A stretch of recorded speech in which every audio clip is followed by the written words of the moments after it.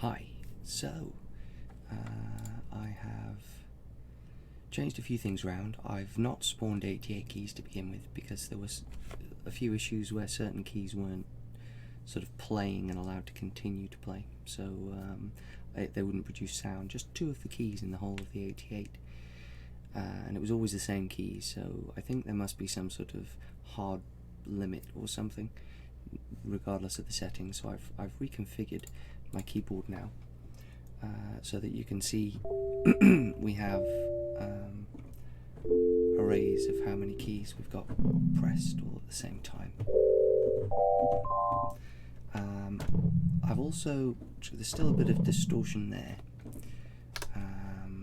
Let's just go into this. And I've removed a lot of the distortion by using a compressor because everything hits a limit, the peaking, and it distorts the sound. So I probably need to compress it a little bit further and play around with these settings. But there's a lot I can do with this. I don't think, might have said before, that I'm going to be sampling my piano anymore, rather producing all of the sounds through Meta Sounds itself, as we can get pretty good modulated, yeah, just fake sort of sounds. So yeah, I've been playing around with lots of different things with this, like wave tables and stuff like that, so I can make lots of wave shapes and make them go across particular times and such like that. So I'm going to have a lot of fun with that. Yeah, let's have a little look at what I'm using now to play the notes. Now this looks a bit messy.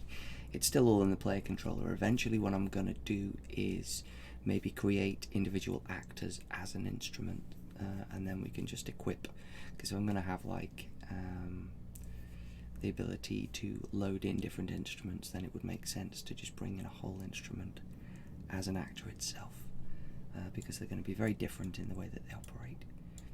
So this time what I do is every time a key is pressed, I just add an audio component and set the sound, and then I add them to arrays and then play the sounds after setting the parameters within the sound. And then when I lift off notes, now it's important that I add them to arrays because you get different types of instruments. Sometimes you might get instruments like strings that you hold for a time and then stop when you release them, and so yeah, I have to keep a track of that so that when they're lifted off, the sounds are removed from an array and so on and so forth, so that we can keep that polyphony down. So yeah, it's just real simple stuff for the moment. I'm going to have a lot of fun now, I think, trying to come up with ways of generating different instrument sounds